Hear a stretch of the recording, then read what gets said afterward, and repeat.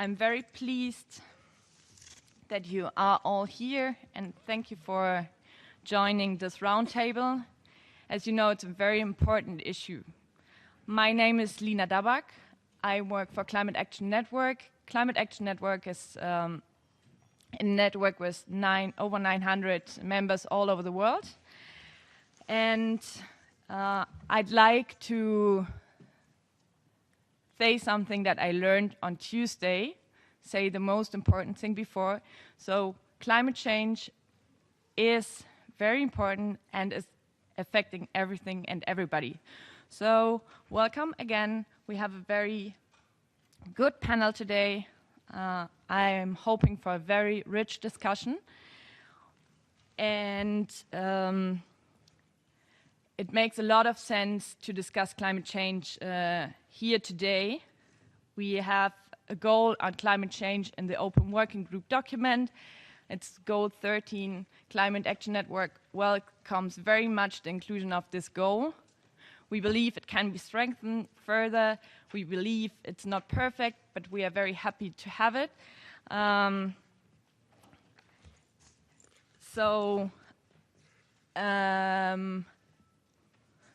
I'd like to present the panel and start. Sorry.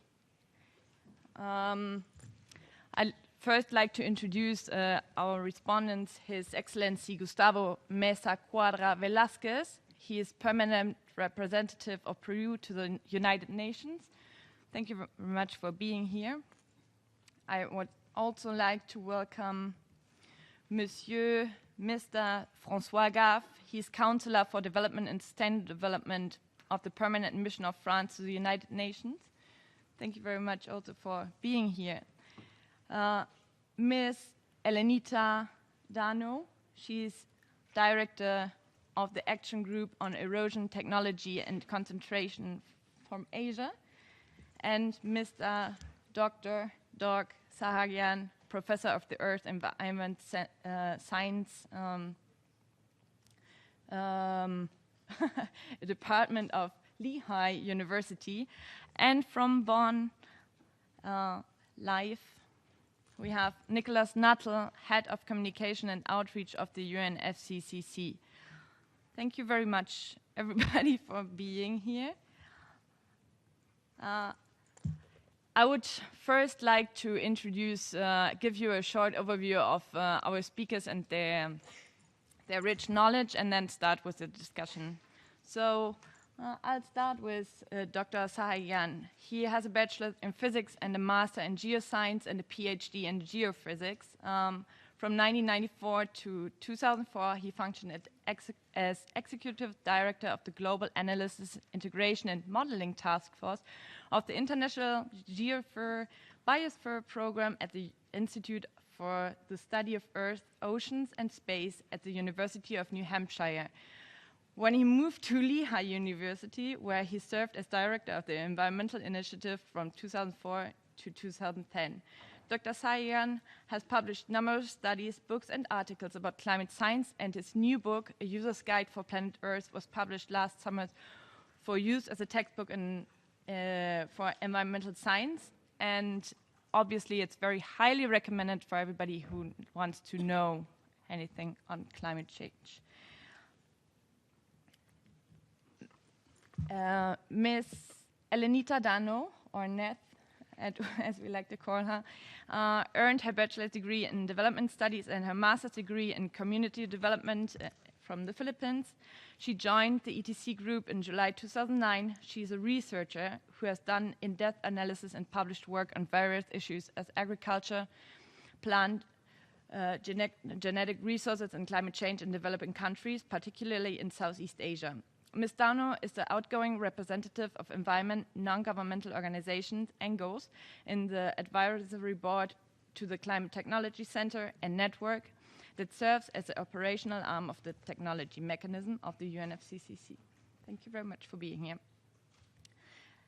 Nicholas Nuttall, he is the head of communication and outreach to the UNFCCC. Before joining the United Nations, he was the Environment and Technology correspondent at the Times from 1989, having worked for various newspapers and magazines and having won various awards before. Mr. Nuttall joined the United Nations Environment Programme in 2001. He was until December 2013 the spokesperson, principal speechwriter and creative writer for the UN Under Secretary General and UNEP Executive Director Achim Steiner.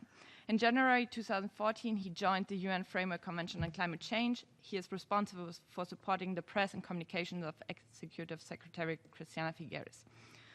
And Monsieur François Gaff, the Counselor for Development and Sustainable Development Permanent Mission of France to the United Nations. He is a professional diplomat, part of the French team for the agreement that was reached in 2008 on climate and energy package of the EU.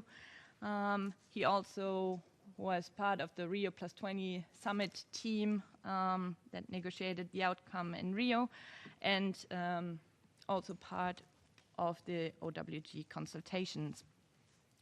Again, thank you very much, everybody, for being here. I hope we can start with an introductory question, opening remarks from His Excellency, and then move on to the questions. Thank you very much, Mrs. Chair. Good morning to everybody. First of all, I would like to thank for the invitation, and we are very pleased, Peru is very pleased to participate in this conference, basically because Peru is now, in this year, hosting the COP20 in Lima on December, but not only for that, we have been participating actively in the discussions at the Open Working Group. As you know, for Peru as a middle country, it has been very important, these discussions of the Sustainable Development Goals. Basically, considering that we try to draw the lessons from the Millennium Development Goal process, Peru is one of the countries that had already practically accomplished all the goals of the Millennium Development Goals. But basically, these goals were focused in social issues, as you know, and the SDGs consider the three main elements of sustainable development: the economic, the social, and the environmental aspects. And for a middle-income country with difference inside the country, this is an important challenge we are trying to assume. We have reduced in Peru poverty in the past years, basically because we have sustained growth for almost 2 decades. Peru has been one of the most fastest growing economies in the world, so we have already halved poverty recently in the past 15 years. And that's very important. We passed from rates of poverty of around 50% to around 25%. So this is an important achievement. But if we look closely inside the country, we see enormous differences.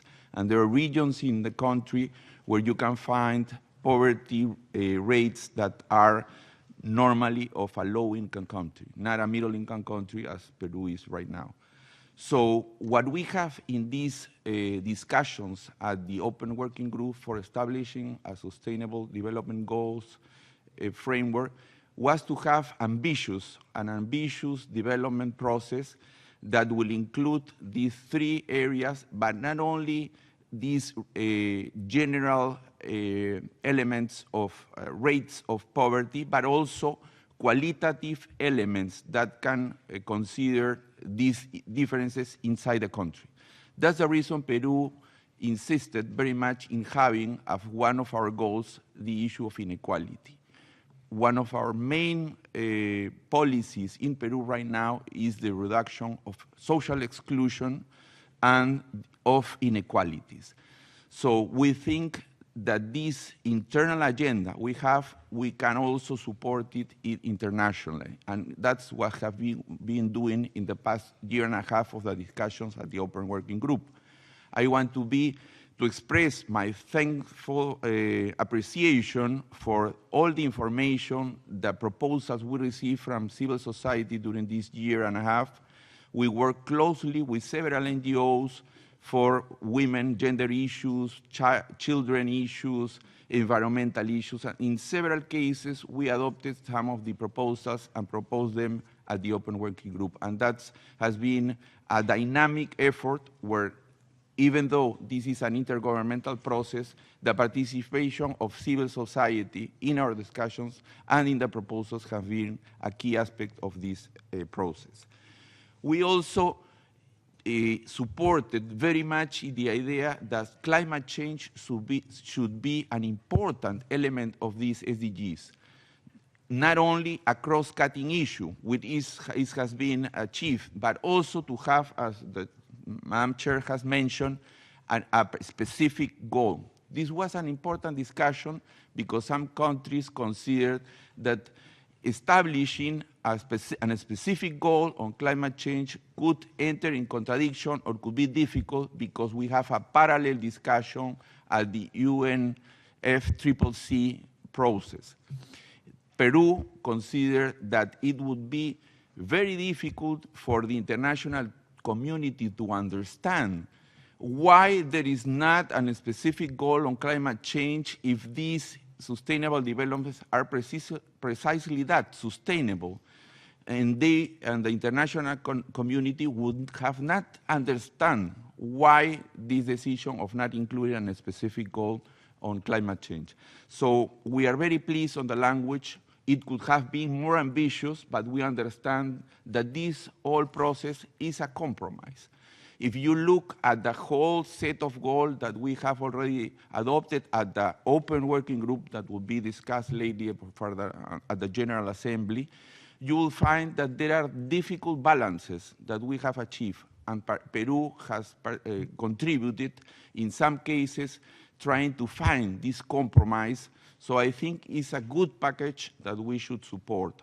It's very important to read the whole set of goals and targets. There is a difficult balance in each side. As I was mentioning, for example, the issue of poverty and climate change and how the most vulnerable are the most affected by climate change is considered. For example, if we look at the first goal on poverty, there is a target that says end poverty. There is the big goal is end poverty in all its forms and everywhere.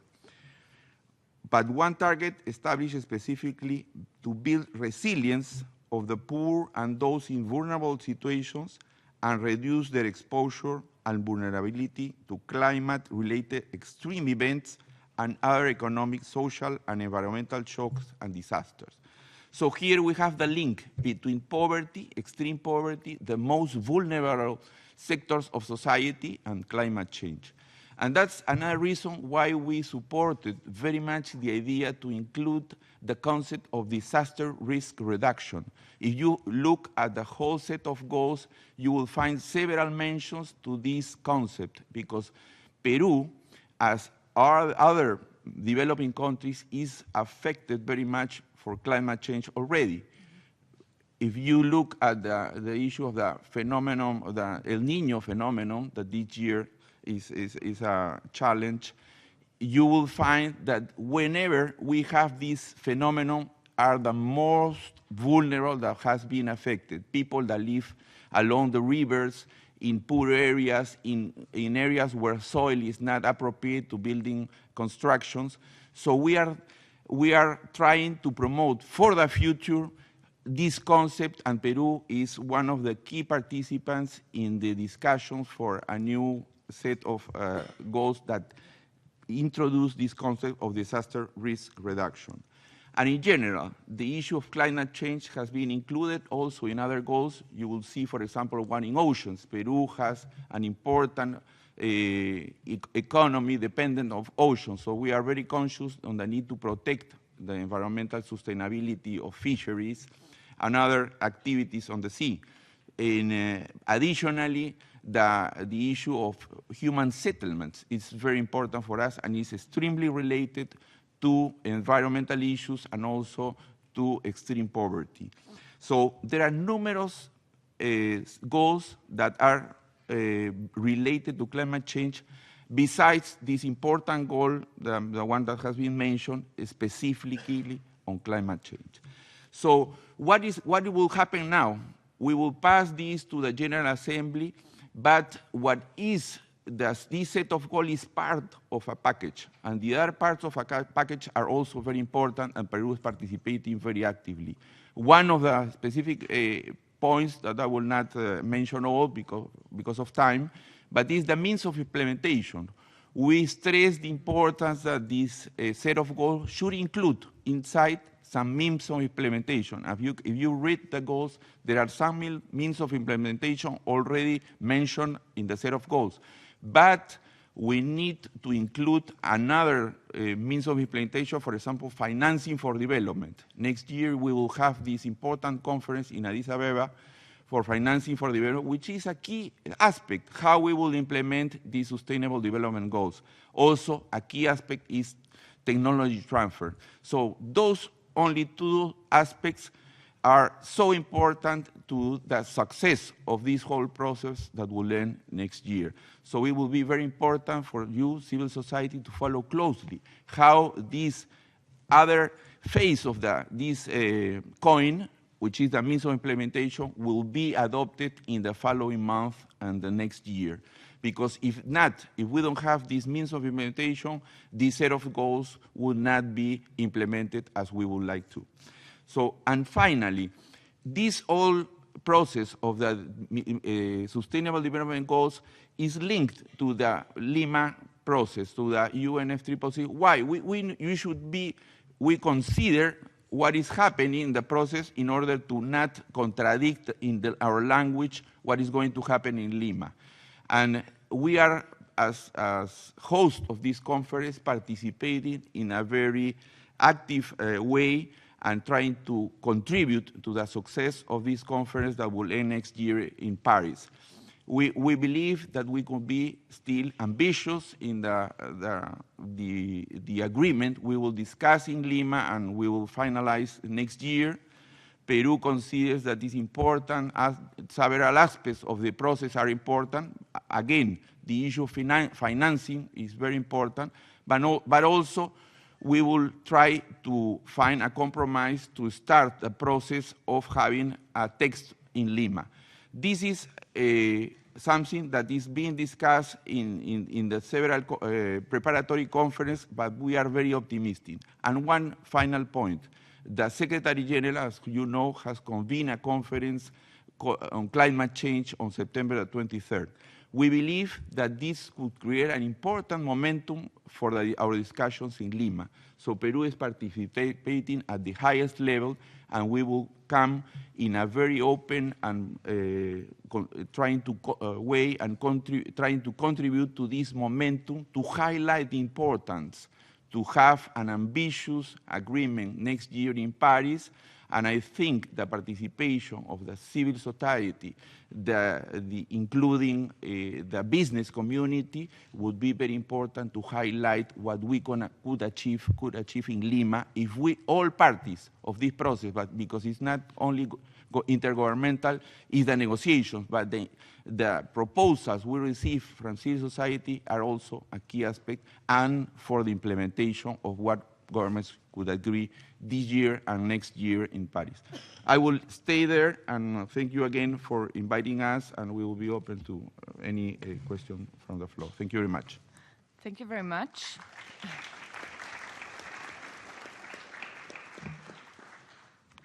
Wonderful. You already touched on a lot of issues we also will discuss now.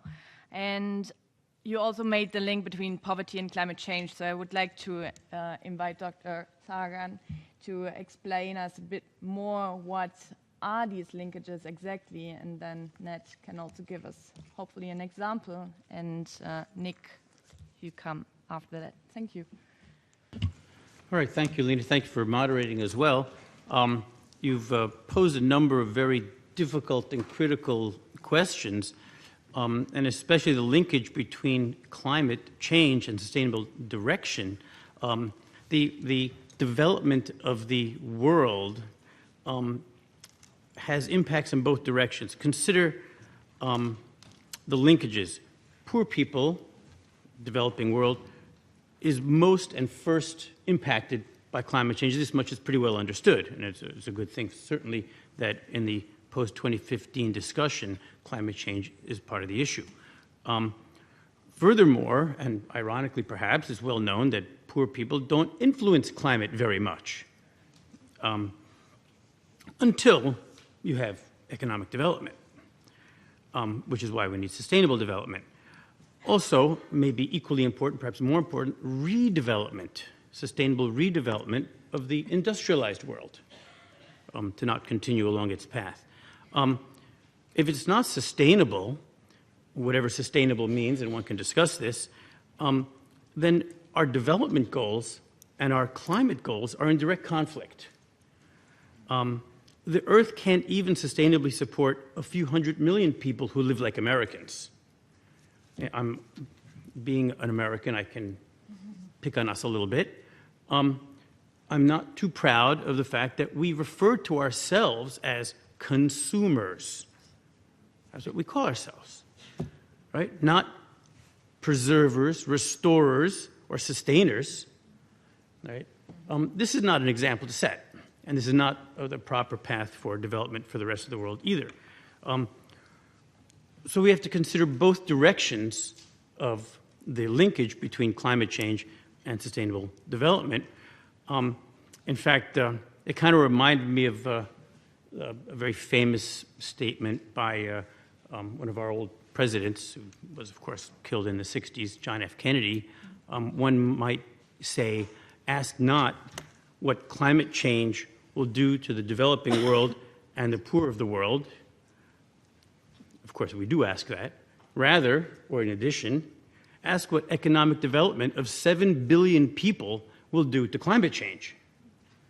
Well, this certainly brings to the fore the importance of sustainable development. We have to leapfrog over fossil fuel-derived energy for post-2015 development. Otherwise, it's certainly not going to work. I mean, one can simply do the math, as we do as in science, and there's no time remaining within the Earth system to wait for the usual demographic transition that occurs during development, nor for the rest of the world to take the very wasteful path to development that Europe and the United States have taken, for example. So this then lends a matter of urgency that I'd like to leave the group with, that climate change is looming large, perhaps larger than many people are realizing, much less changing their behavior for. So that's the key. I think I would answer that question in terms of both directions are critical and why sustainability should be paramount. Thank you.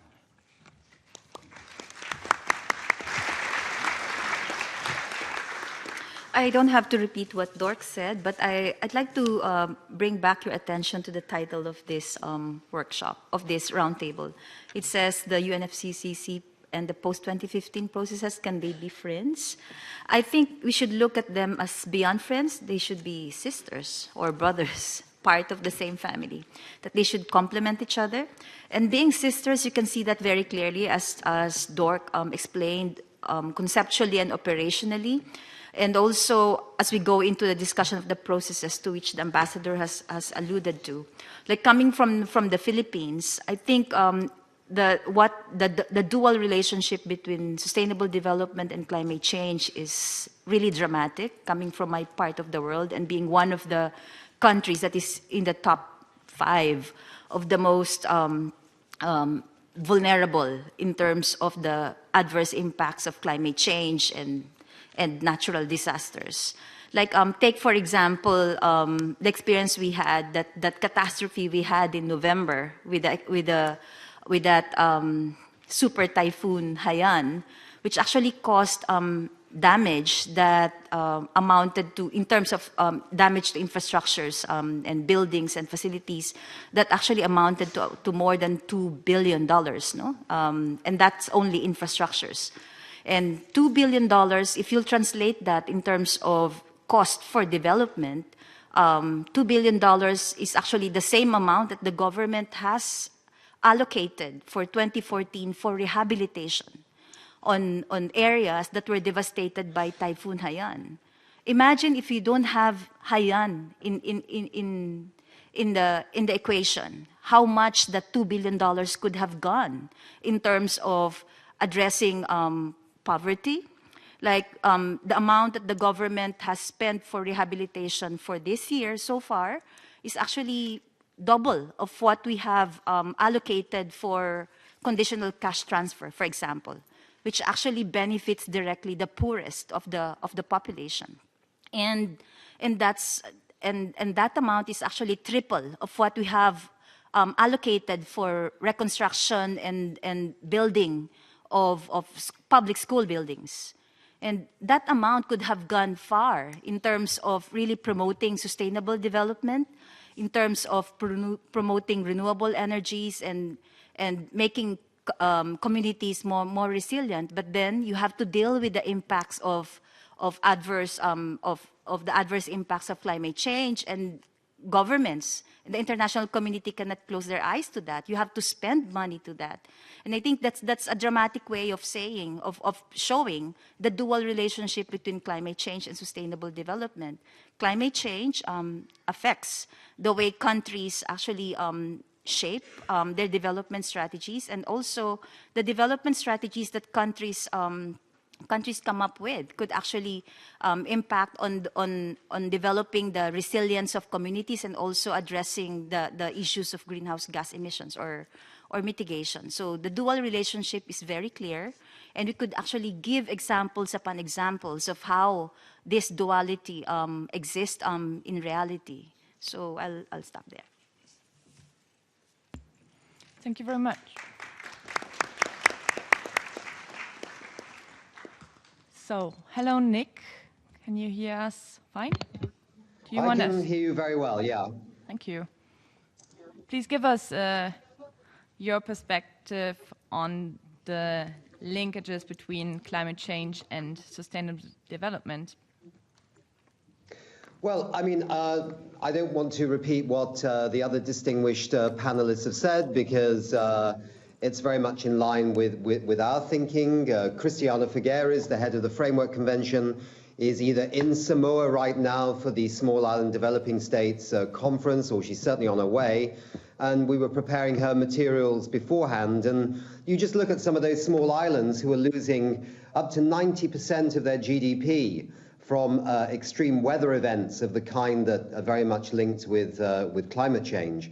Then you look at households in the Pacific who are spending 20% of their household income on energy, on fossil fuels, because despite the islands being rich in renewable energy, the full potential of renewable energy has not been achieved. You look at a country like the Bahamas, it's got a renewable energy resource 47 times its current energy demand. So why aren't we ramping up these areas? So, I mean, I think the key issue is from this debate is how do we use the Sustainable Development Goal process, and how do we use the formal UNFCCC negotiation process to actually act as opportunity multipliers for all the agendas that you have on the table here in this debate? Because I think, as one of my colleagues said, can they be friends, these two processes? Well, they actually have to be friends, because we can't lose the opportunity of 2015, either for the SDGs or for the climate change process. And through the process on climate change, one hopes that we can get not only an agreement in Paris in 2015 via Lima, but also a meaningful agreement that can actually put in place the pathways that will actually peak emissions on this planet and then put us on a deep decarbonization path to what the science tells us where we have to be at the end of this century, which is a climate neutral world, a world in which we cut back the emissions so much that those that remain can be absorbed by the forests and the soils and the other natural absorptive capacity of the Earth. This is about investment in ecosystems. This is about investments in clean energy. Hopefully, with the climate change process, we can get some kind of proper price on carbon so that we can actually liberate not just the public purse in terms of sustainable development and climate-friendly development, but also the private sector, as was mentioned before. And I think this is the big challenge, is the issue of finance. Because we're seeing all sorts of interesting things happening. You know, suddenly green bonds have emerged. You know, who had heard of green bonds only a few years ago? Suddenly we've got 20 billion, going to 40 billion this year, green bonds. But the bond market is an $80 trillion market. So we're only scratching the surface. So how can we align the broad needs of sustainable development with addressing climate change, which could wipe out development if it's not addressed? And how do we actually generate the kind of cooperative action by the development community and the climate community in a way that we can liberate the financial flows into the kind of sustainable future that over 9 billion people will need? Thank you very much. This was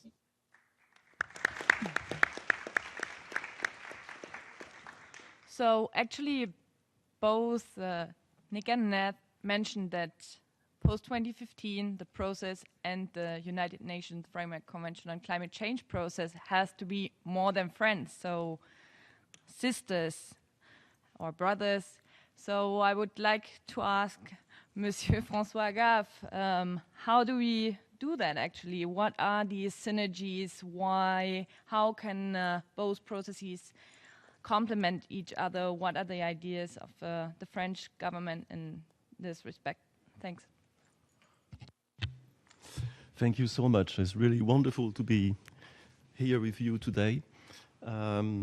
First of all, we are absolutely on the same page on that.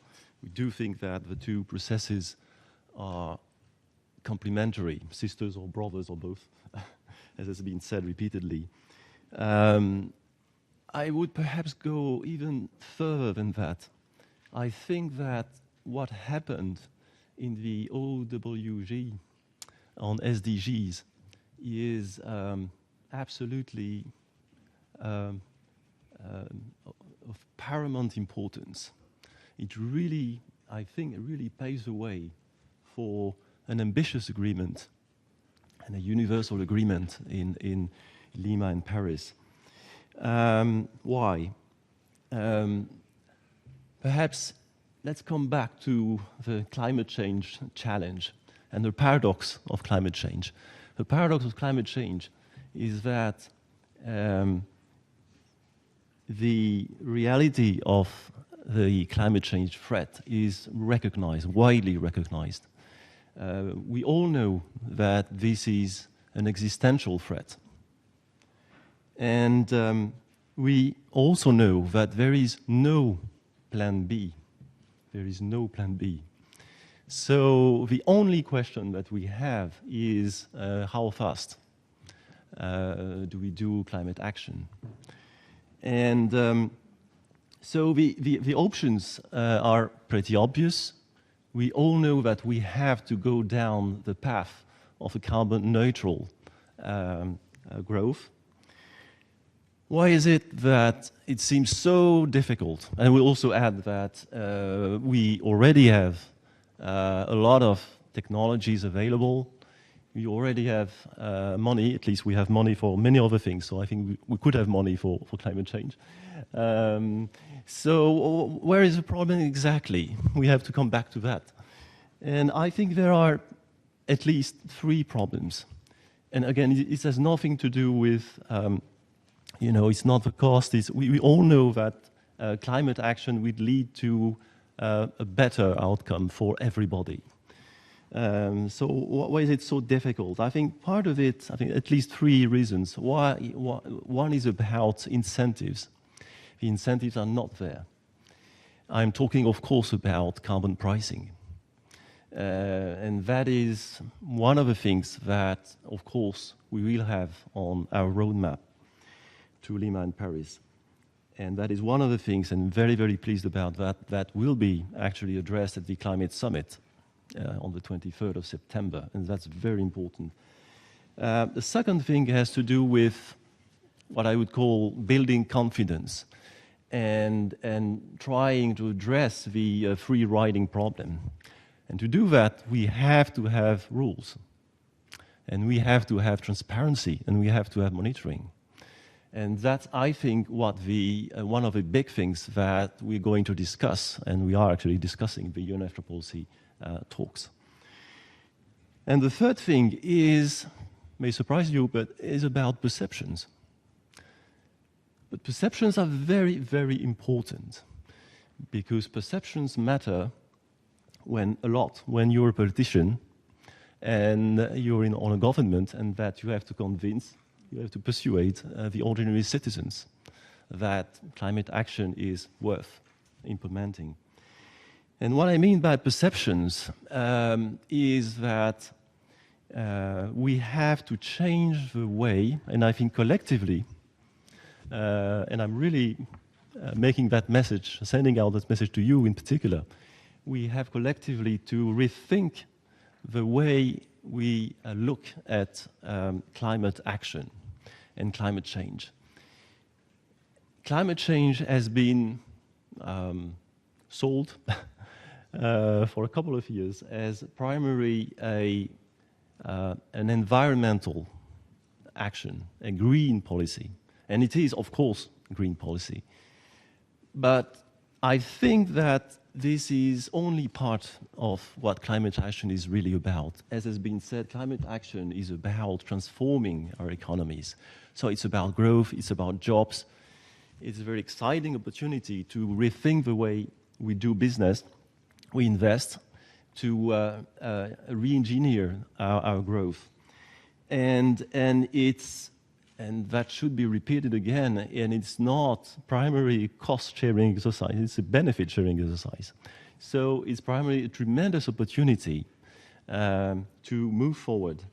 And that perception, I think, what happened in the OWG is that by mainstreaming climate change in the SDG agenda, and also, as Ambassador Velasquez said, as creating an SDG on climate change,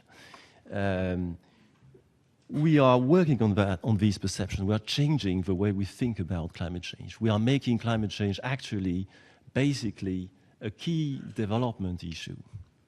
And that changes everything. And that I think really, really is, could be a game changer for the future. And so perhaps I leave it there, and thank you.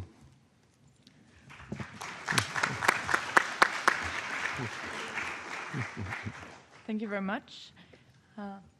Neth, can I give the same question to you, the synergies? Yes. Thank you.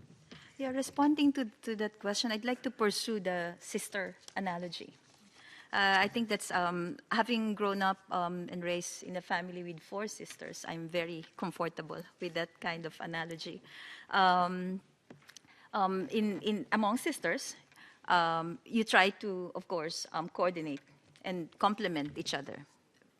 Well, I grew up in a family where sisters don't fight with each other, and I'm sure that's not common. And I'd like to think that's common. And in this case, it's very clear that the post-2015 process should complement the UNFCCC process in the same way it's the other way around. And I think the good ambassador from Peru has already alluded to that in his opening speech, that in the process of the OWG negotiations, there was this very delicate compromise that was reached on the climate change, the SDG 13 goal. And I think that asterisk that precedes the title, which says that the UNFCCC remains as the primary negotiating process on climate change, actually states what should there be. that the UNFCCC remains as the primary table, the primary process where climate change goals have to be, and the legally binding commitments have to be negotiated. And I think the 5 targets that are under the SDG goals actually provides us with a stage of how the SDGs should interact with the UNFCCC process, meaning that the SDGs should be an enabler, like identifying the key areas like building resilience, mobilizing resources. All of those were actually in the 5 targets under the SDG 13. And I think that's how it should be, that the post-2015 process, being a development agenda framework, should provide the framework, the frame where the climate change goals and all the other goals should operate and converge with each other. Like if we look at the enabling role, the complementary role that the post-2015 plays in this interaction, this sister interaction, we have to look beyond SDG 13. Like if you're talking of building resilience, you actually talk of the SDGs that talk about food, water, health, and also building the capacity of countries to adopt. You have to talk about, and also to mitigate, you have to talk about that SDG that talks about energy. So what I meant is you don't just zoom in on SDG 13 when you talk of the role of post-2015 as it interacts with the UNFCCC process. It's the whole package, as mentioned by the ambassador. No? And when you talk of the whole package, you talk of course, the most important arm, which is the MOI. We talk of finance and technology. And if you look at the post-2015 process as the enabler, then there is a big role on the part of this process, of the post-2015 process, that lies ahead in the coming months, like dealing with the key issues of finance under the financing for development track, and also the still to be clarified details of the technology transfer part, which to me is the one that's being left behind. And when you talk of climate and enabling, technology transfer is a very important arm. And while you have the technology mechanism operating now under the UNFCCC, there are still big issues that have to be dealt with in the post-2015 process, which are not just relevant for climate, but relevant for other discussions in health, medicine, such as the issues of trade, the issues of intellectual property rights, and other barriers, which are big elephants in the room that cannot be dealt with in the UNFCCC track alone. It has to be dealt with in a bigger process like the post-2015. And I think the other important aspect is for the post-2015 process to ensure that there is this policy space to enable countries to deal with the challenges posed by climate change and all the other development goals. So it's the stage, it's like the relationship between a big sister and a little sister. You have the big sister guiding the little sister, and usually the big sister taking charge of the household when the mom is not there. So yeah, enabling the other sisters in the house.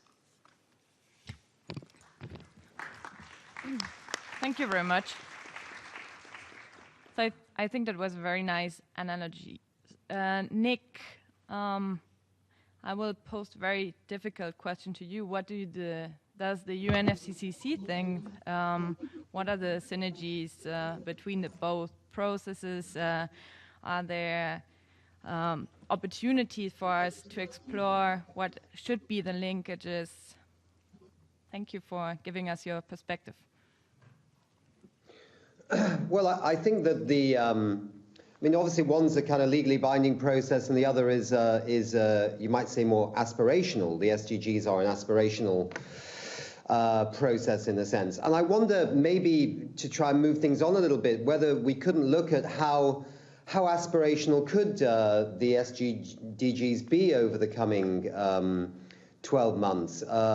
My French colleague mentioned, and I also mentioned, the issue of climate neutrality in the second half of the century. Some people call it net zero emissions. But if you actually look at the science of the Intergovernmental Panel on Climate Change, it points to the fact that, we've got these short-term urgencies, and then we've got some medium-term imperatives, but there is actually a future that we have to be aiming for.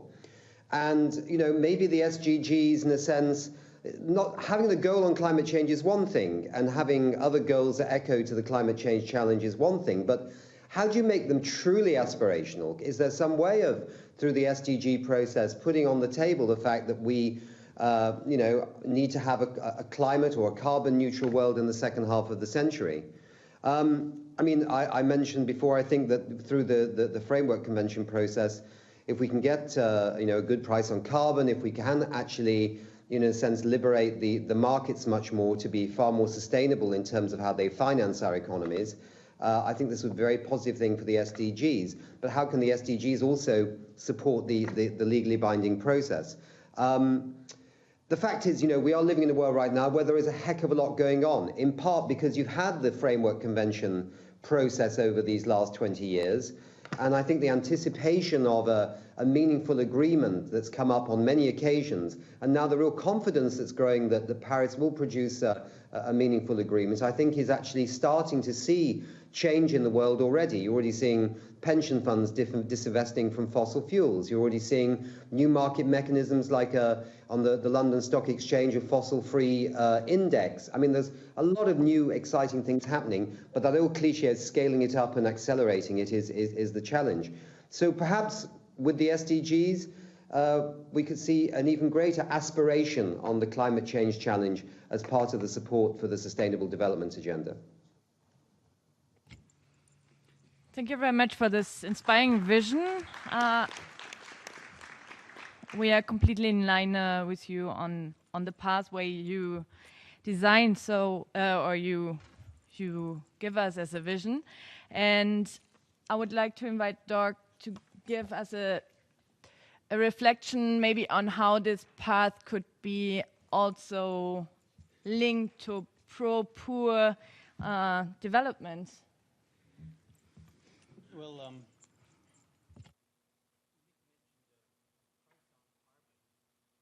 as an approach to moving from our fossil-fueled economy to a more sustainable energy-type economy, and that's certainly one approach. I mean, put a price on carbon. One could generalize that really to internalizing the environmental costs of doing business.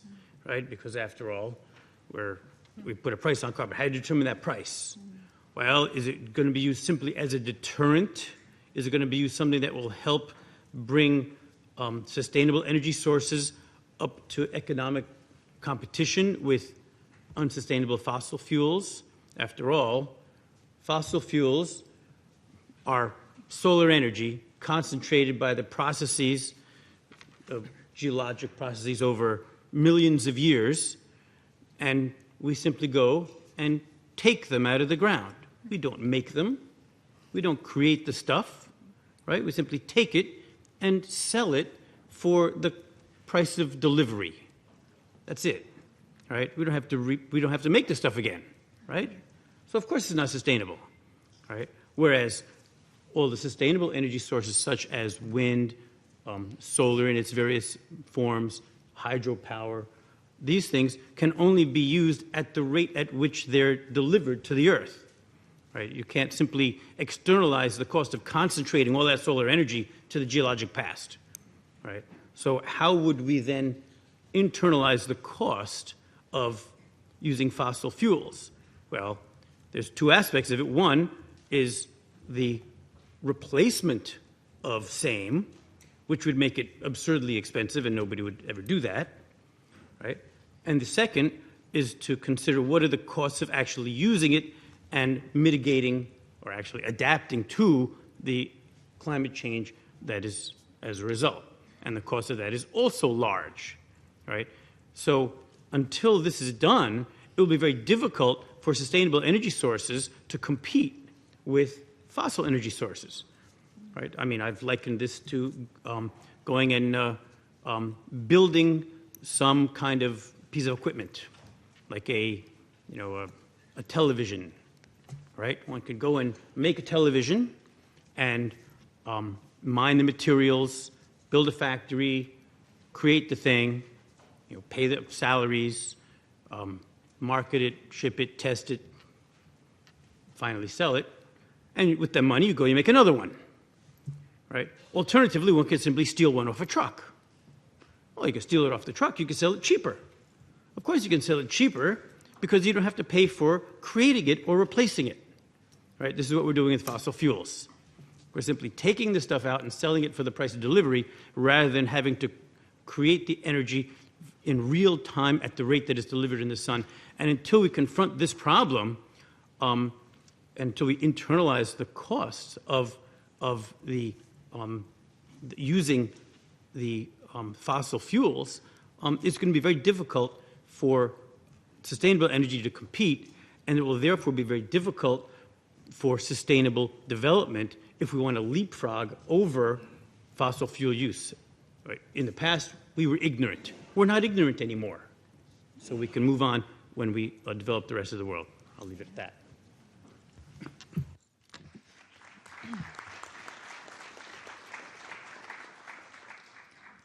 Thank you very much. So we have some very important recommendations from the experts here on the panel. We've heard about becoming carbon neutral by the mid of the century. We have heard about the promotion of renewable energy, that we need finance, technology transfer, that both processes, the post-2015 and the UNFCCC process, should be complementary to each other.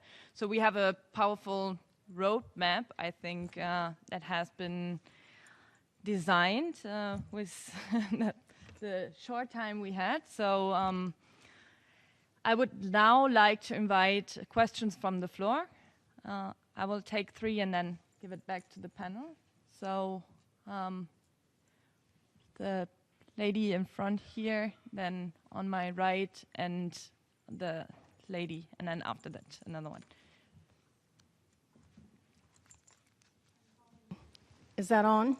I'm Pauline Cantwell, and I've been working to get the issue of deliberate manipulation of climate and weather on the table since the 2007 Climate Change Conference. I've been passing out papers, the colored flyers from Rosalind Peterson, who was a keynote speaker in that 2007 conference with the Agriculture Defense Coalition in California. I gave a speech at that time, Never Take a Knife to a Gunfight, how military technology had leaped forward, and one of the main ways that military was using was hiding behind Mother Nature's skirts with weather weapons.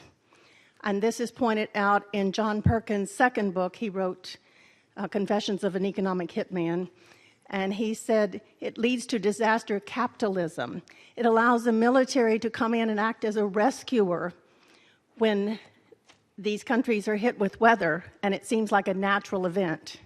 Now, I've been handing out a paper, and I do have copies, asking to put this on the table. It's the elephant in the room.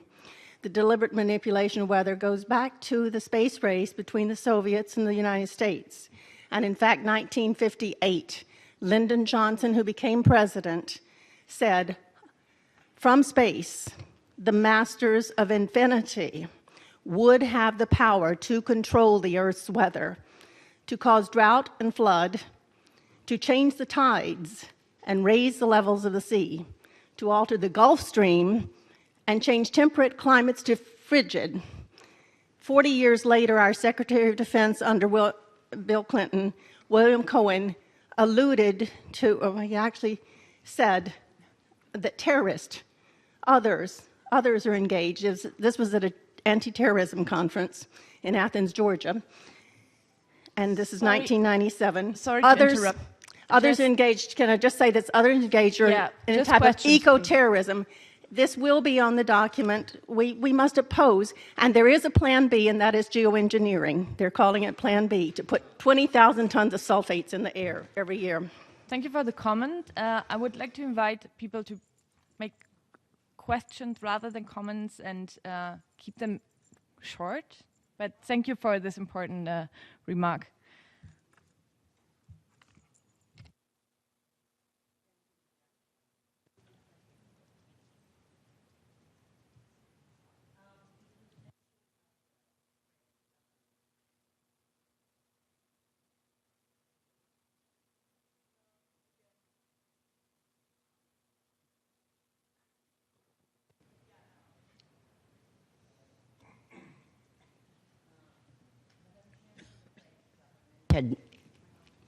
the French government had mentioned about perception. Then there is also an issue about the probable absence of addressing this by adding in your roadmap effective cultural communications that would also provide the necessary reaching out, conscientization, information, motivation for participation that would impact on government. And a perception that I think is very important when you want mindset shift. You need to attack conscience.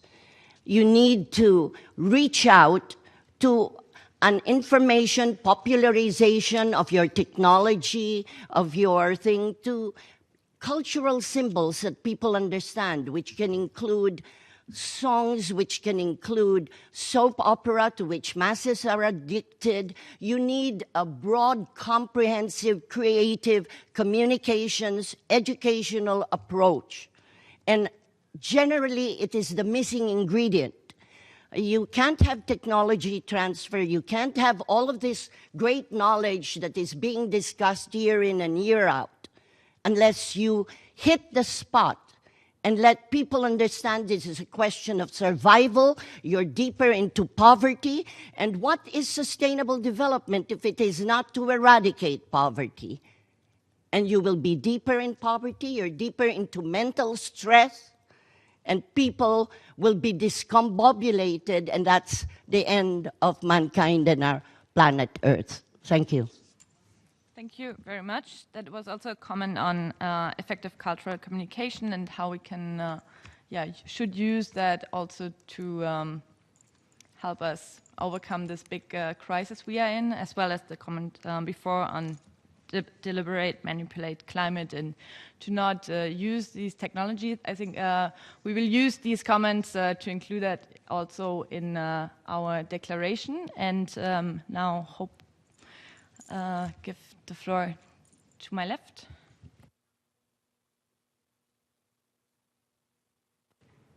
Sorry. My name is Heather Dahl. I represent Terra Mitra, an environmental organization in India. And a lot of people talked about the pricing of carbon and the pros and cons of that.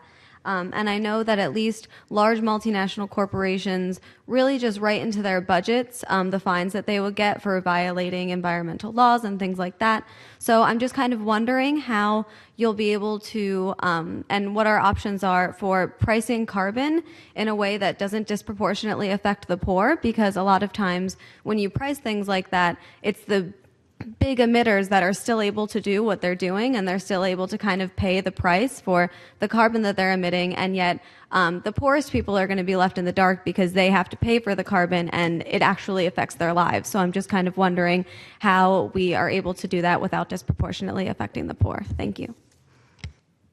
Thank you. Since we had only one question, I would like to take two more questions and then give it back to the panel. Yeah, please, here, and then the lady in green.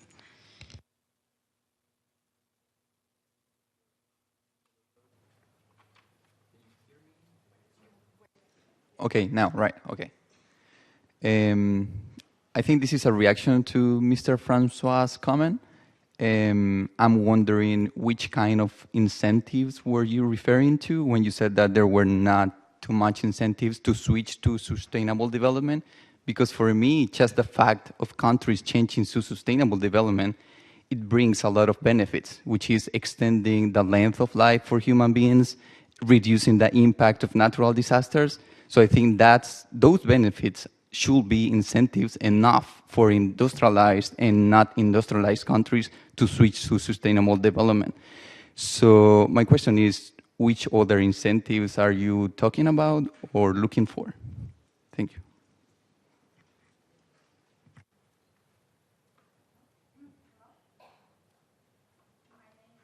Kivu. Hi, my name is Daniela Kivu, and I am the representative of the National Council of Women of Canada, Convener Global Affairs. I would like to address the following question. what and where is the role of educating women with respect to climate change? Unfortunately, every time there is an economic change, women are left behind. Thank you.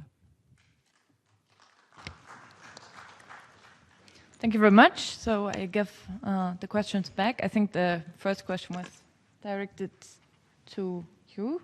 I can discuss geoengineering. No, the No. question on the carbon market. Oh, yes, okay. Sure, no, I can talk, sure. There's an interesting concept where you worry about the carbon tax that could affect poor people and prevent development because they are now still subject to the technology that is based on carbon. Okay, so this is where it's really important to find a means to leapfrog over that technology. But otherwise, it would be true. Rich people can afford it. Rich people can afford a lot of things, right? And of course, fines are not enough to prevent the abuse in many industries, and that's the way it's been. But I think the key then is to make sure that the sustainable aspect of development is that it be carbon free. So I think that's the challenge. Now, there's a flip side challenge in converting currently industrialized regions to become carbon free, because they already have the infrastructure, they already have an economic base and an investment, in fact, a major commitment in fossil fuels. And it may be even more difficult to convert them rather than to start afresh, as the developing world can do. There will be much resistance in the industrialized world to converting because they already have this commitment and investment. Those who already have it don't want to give it up. Yeah, the issue of education came up on the floor, from the floor twice, and I think the aspirational goals and the targets as set out in SDG 13 actually has 2 points on issue of raising awareness and improving education on climate change and on adaptation and mitigation. And I think it's up for governments on how to really integrate education and awareness raising in the national sustainable development strategies. And I think that the dual relationship between climate change and sustainable development also will see the operationalization of that in terms of policies. And I think the UNFCCC and as well as the SDGs have actually emphasized in more than several occasions, and also in the provision of the UNFCCC, that it's most effective to address climate change if you will integrate the strategies into the policies into the national sustainable development strategies.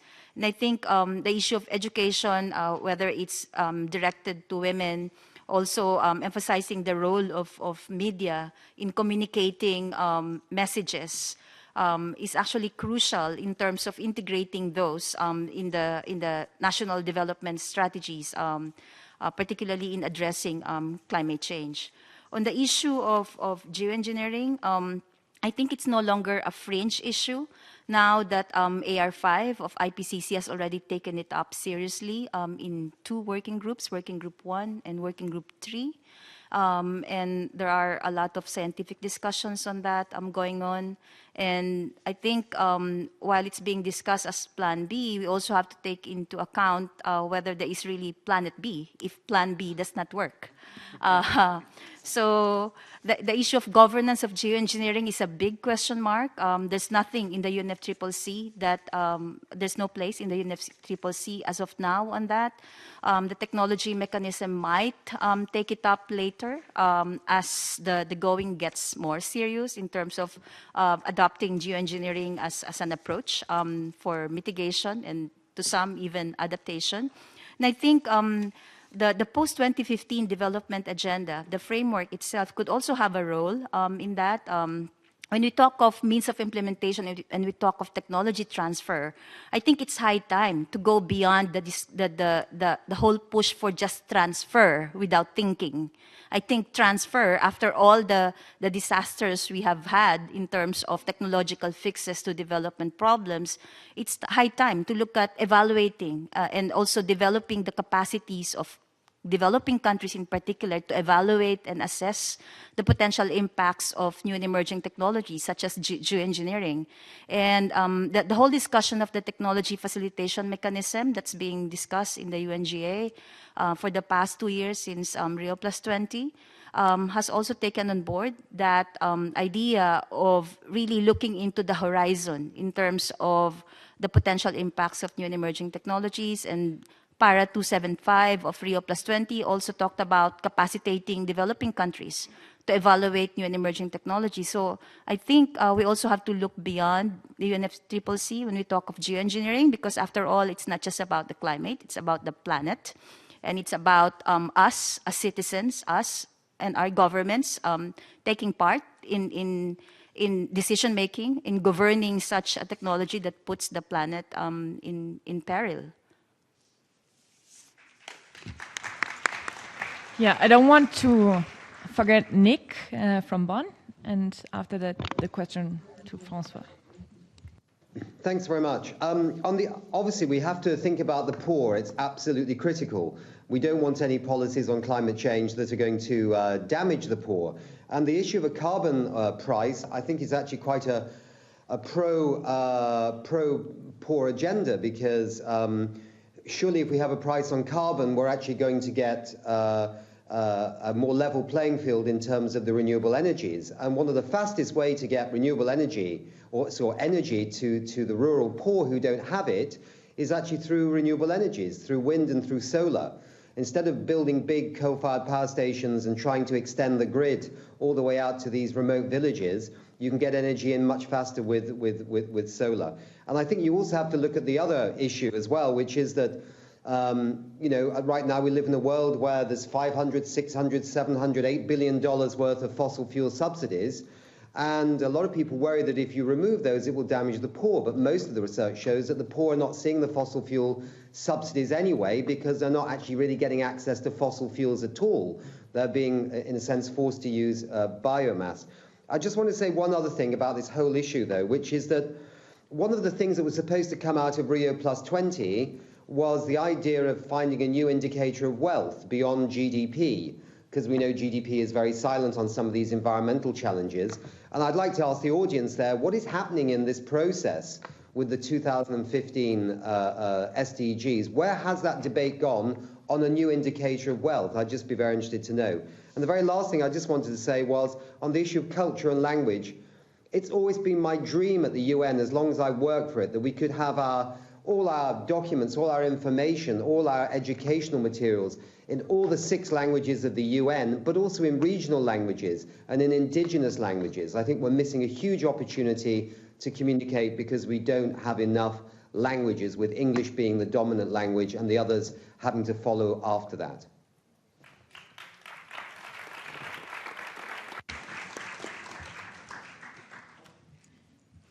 Yeah, thank you, François. Do you want to answer maybe also Nick's question on where has the debate gone about finding another indicator, not only GDP, and then also the question from the floor about the incentives?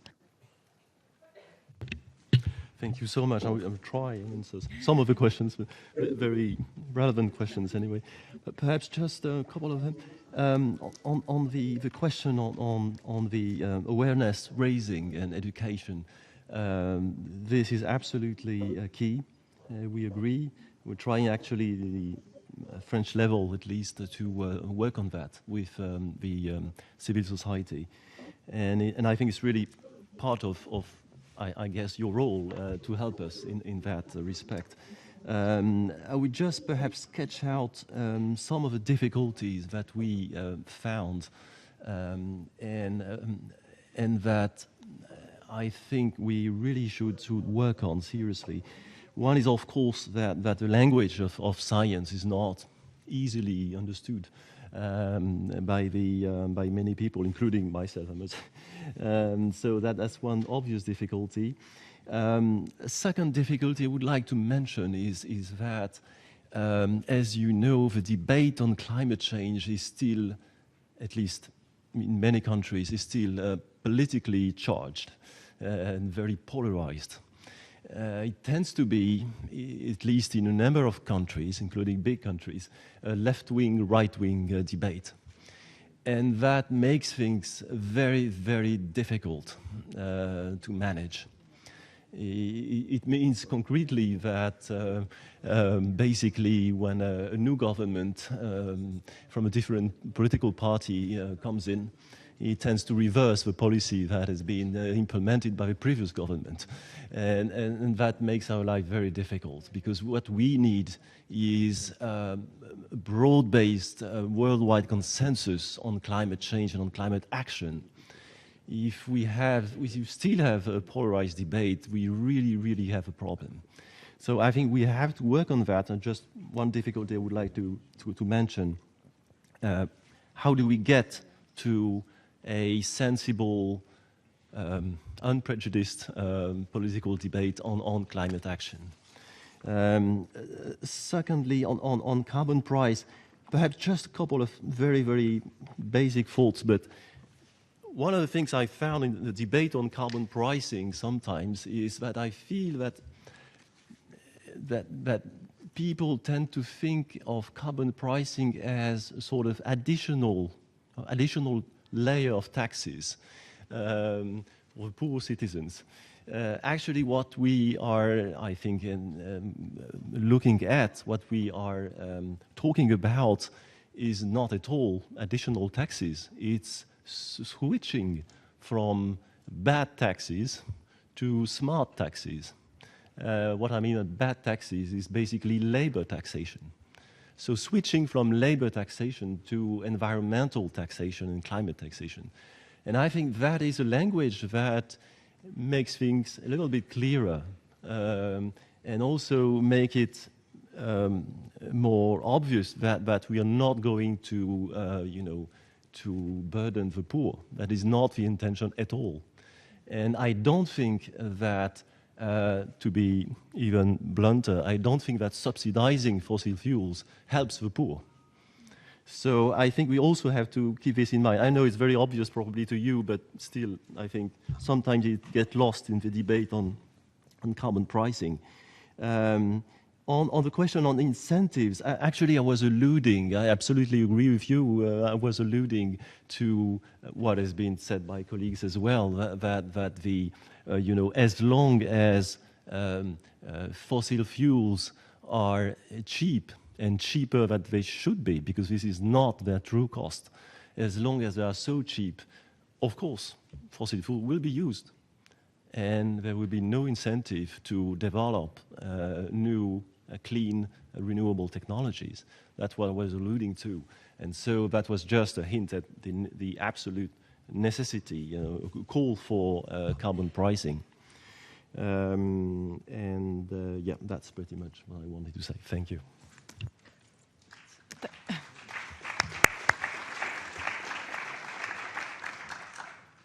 His Excellency, to add something? Yeah, thank you. A brief comment on the question regarding the measuring only poverty based on the GDP. This was a discussion in one of our sessions, and the reason was that some countries consider that poverty should be measured in its multidimensional aspect, not only as a GDP.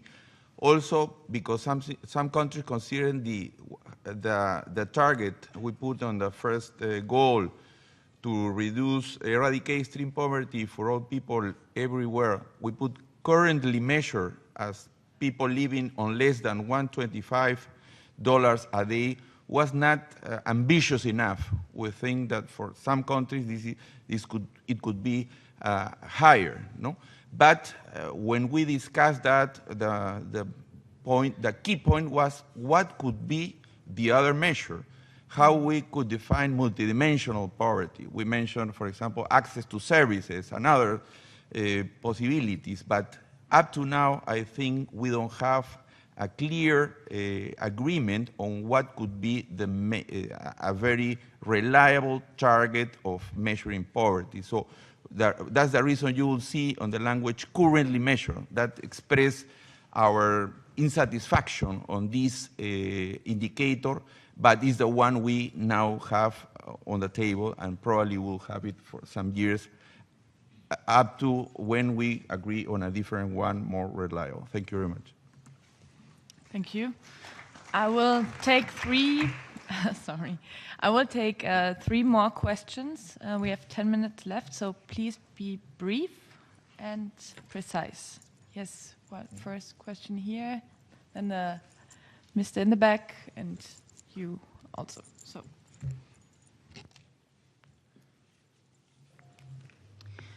Hello, my name is Sarah Beth Broccoli. I'm a student at Lehigh University. My question is directed towards each individual government and their participation outside of the legislation framework that the UNFCCC will delegate. What are your individual countries doing to put environmental rights on par with inherent human rights within your Bill of Rights declarations? Thank you.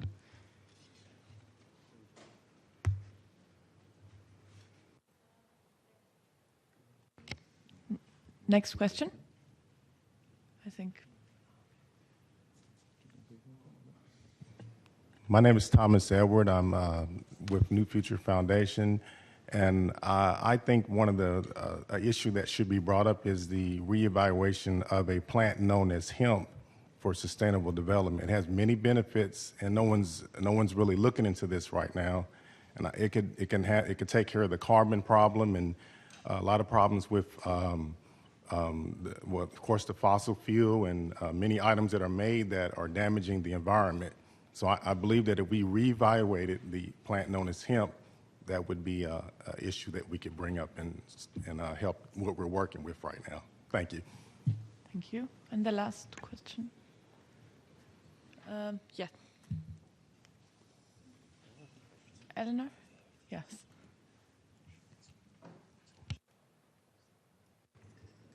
Hi, my name is Eleanor Blomstrom, and I work at the Women's Environment and Development Organization. And I've actually heard a lot of my questions and points come up over the couple minutes that we've been talking now. And so I think just to highlight that it's really important to be thinking about human rights. I'd heard it alluded to throughout, but I hadn't heard the words really said in the room until just now, one of the questions. In terms of the right to water, education, information, food, equality, all these in terms of climate change, and how can the synergies between the UNFCCC and the post-2015 SDG process ensure that rights are explicit and are met and help to be achieved through that. But my question is also about, in terms of the idea of carbon pricing and looking at new technologies and changing energy structures, is how do we ensure the participation of communities in this so that it's driven by communities and it's not simply a project that might be a pet project or something that has a lot of money behind it, and so that there is an opportunity to be part of the decision making in both the planning and the implementation. And then finally, related to that, is just thinking about how do we actually transform the economic structures that we're working within? Is there something that can be done in the post-2015 structure and the UNFCCC working together so that if there is carbon pricing or new technology, it's within transformation that helps to eradicate the inequalities? Thanks.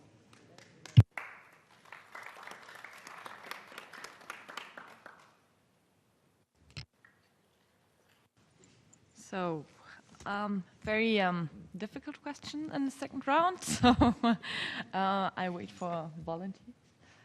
Yeah. Yeah, I had 3. Yeah, okay. So I have the suggestion to take 2 more, and then, yeah, please go ahead. And then, yeah, the women in the back, and woman in the back, and the men in front. Yes. Oh, yeah, I don't see the light. I think you, yes, no. Do you hear me? Yeah, of course.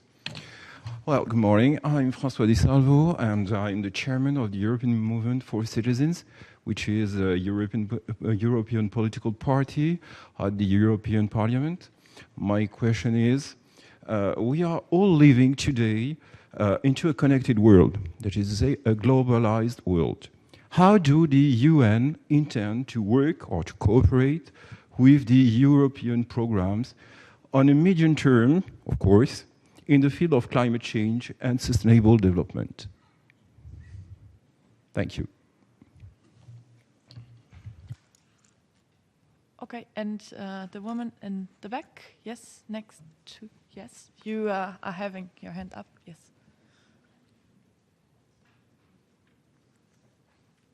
Need to put on your mic, please. Yes, you have the floor.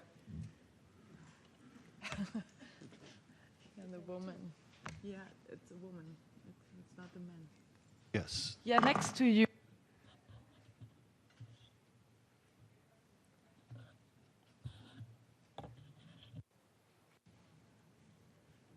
Does she know how to do it?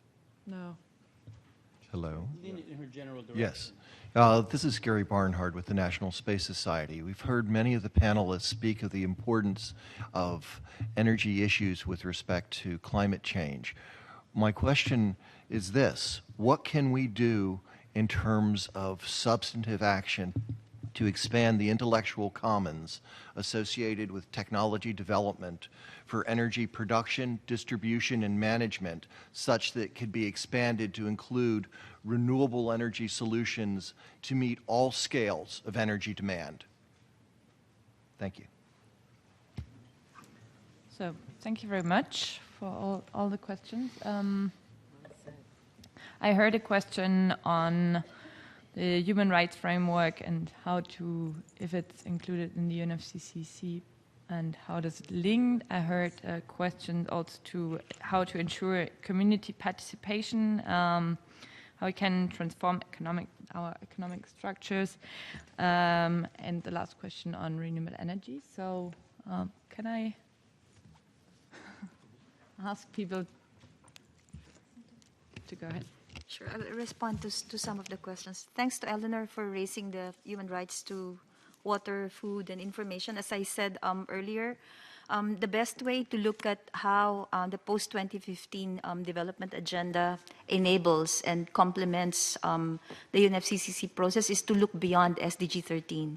Like if you look into the SDGs pertaining to food, water, energy, you actually get a more strategic and more comprehensive sense on how the other aspirational goals will actually lead to increasing resilience of communities to address the adverse impacts of climate change and also to address the mitigation issue. I think the challenge is how to really strengthen the rights framework in all these other SDGs pertaining to food, water, as mentioned by Eleanor. I think it's not completely lost. We still have the chance to really strengthen the rights framework across the SDGs, and I think that's a challenge before us as civil society. In response to the question from Lehigh University, since I'm not from government, I'm not going to answer it in a diplomatic and official way. Like from my part of the world, particularly from the Philippines, of course, it's easy to say that government would always say that the way they operationalize the human rights framework includes the rights to the environment, environmental rights. But if you look at the reality, like the Philippines is one of the top 3 countries where you have high rate of assault, murder involving environmental activists. So those who are promoting the rights of communities to forest, ancestral domain, have fallen victims to all these assaults on individuals and also on communities that are fighting for their rights. So there is this big disjoint between the conceptual claim and also the reality. So I think it's good to look at what's in reality and what do diplomats in New York claim their governments are fighting for. So that's my take, yeah.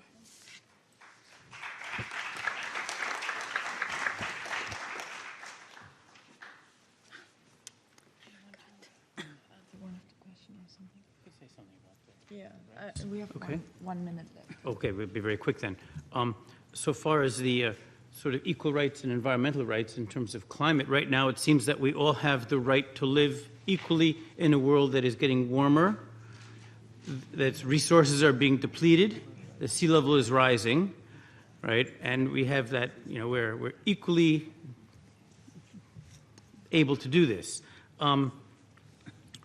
The question is what shall be done about the environmental impacts on the poor who have the right to some level of decent living. And the question then for the UN, which to me seems like the captain of a ship called Earth. And a ship is overloaded. It has a hole in it out of which CO2 and other greenhouse gases are leaking, into which water is coming. And it's sinking, and those at the poor people are at the lowest levels. They're going to drown first.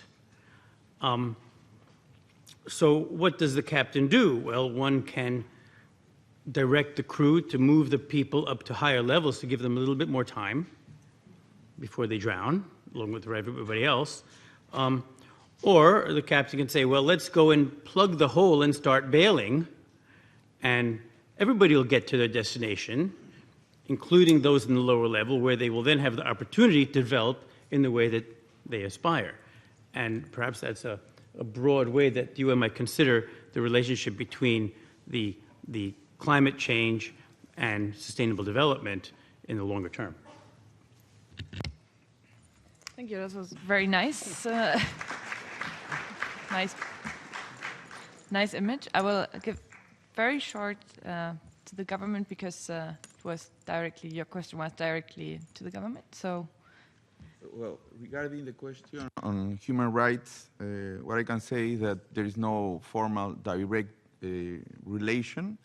They have different frameworks. There is a particular framework for human rights, and also there is another framework for climate change. But I think addressing climate change, you can help the most vulnerable sectors of the population. So you will, in this way, you can help them in having respected their human rights.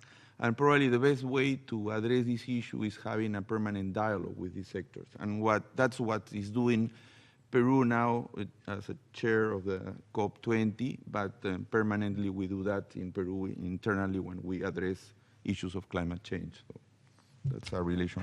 Thank you. So thank you very much to everybody for joining this roundtable. It was, for me, very inspiring to listen to the people on the panel, to have such good questions. Just to wrap up, we heard on the roadmap what we need to do. Both processes must to be linked. The SDG post-2015 process is linked to the UNFCCC process. It is good that both are linked. We have to find the synergies. We want a world that is on track to meet our common goal of to reach 1.5, 2 degrees, the maximum. For that, we have to search ways to be carbon neutral by the mid of the century. We have to implement renewable energies. We have to provide finance for the most vulnerable. We have to invest and restore ecosystems. We heard so many we have to phase out fossil fuels. So these are all actions. We know what needs to be done to the governments. We need the political will to move this ship, as Dork said, into the safe haven for all of us. So we really rely and trust, but we also, as François mentioned, we also, as civil society, will do our part to bring this ship into the haven, and we will, as Nick told us, we will have to inform people about the post-2015 process.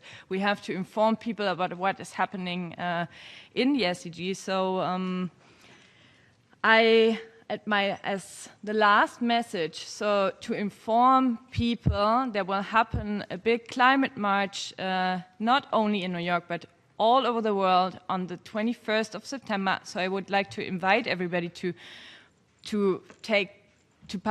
participate in the march, to use that opportunity to inform the people on what is happening on climate change, but also how that is linked to your development issue and to your issues that are directly linked also to climate change, as you have heard. So the march will take place on the 21st of September. You're all invited. If you have a question on that, please come to me. And thank you very much to all the people on the panel here.